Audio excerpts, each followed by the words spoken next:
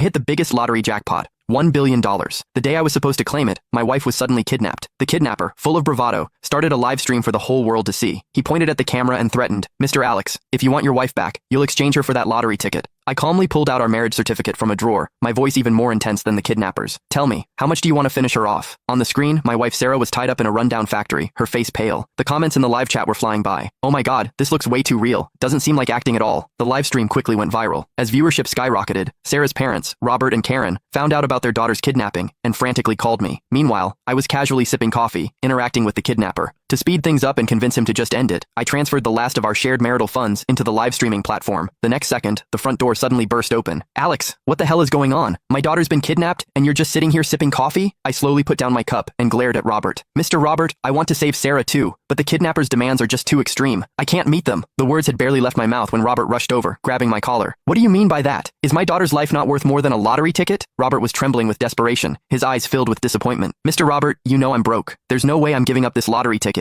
As for Sarah, don't worry. I'll definitely throw her a proper funeral once she's gone." Before I could even finish, Karen, who was standing nearby, couldn't hold back anymore. She pointed a finger at me and screamed, "You bastard! Sarah is your wife! How can you just stand there and watch her die?" I looked at the live stream footage as if nothing was happening. Right now, $1 billion is definitely more important to me than your daughter's life. Just then, in the live stream, Sarah yelled my name at the screen. "Alex, I'm pregnant. If you don't want 2 lives lost, hand over that lottery ticket now." At her words, the comments exploded again. "What? They're kidnapping a pregnant woman? That's absolutely sick. Ugh, this poor woman. It's been so long, and her husband still hasn't done anything." Exactly. Money can be earned back, but if you lose your life, you really lose everything. As the live stream comments kept flooding in, the kidnapper grew visibly excited. He held up his phone with one hand, while the other grabbed Sarah's hair and forced her to the ground. A heart-wrenching scream for help immediately echoed through the video. "Honey, save me!" Sarah struggled to lift her head, her gaze fixed on the screen, tears still glistening in her eyes. The live stream audience was horrified by the scene, frantically pulling out their phones to call the police. Karen, seeing her daughter's miserable state on screen, stumbled and nearly fainted beside me. "Alex, did you hear that? My daughter is pregnant." I quirked an eyebrow. "So what if it's a kid? Once I claim my prize, countless women across the country will be lining up to have my babies." After a few more screams, the kidnapper's eyes were blazing red as he stared at the screen. "Mr. Alex, I'm giving you 1 hour to decide. Money or your wife and child." Mid-sentence, he suddenly grinned. "Oh, and I should warn you, I'm not a very patient man. Every 10 minutes, I'll chop off one of your wife's fingers until she bleeds to death." I sighed softly at my phone screen. "Don't bother with the fingers. Just go straight for the head. There's no way I'm giving you that lottery ticket. Forget about it." I turned to Robert and Karen. "I don't think you two need to worry too much. The police might have already located the kidnapper by now. Even though the live stream's IP address showed it was outside the country, the police might still find him." But Robert slammed his hand on the table. "Alex, everything you have now, you owe to our family. What right do you have not to save my daughter?" He wasn't wrong. The Roberts weren't super rich, but they were far better off than me, a guy who came from humble beginnings.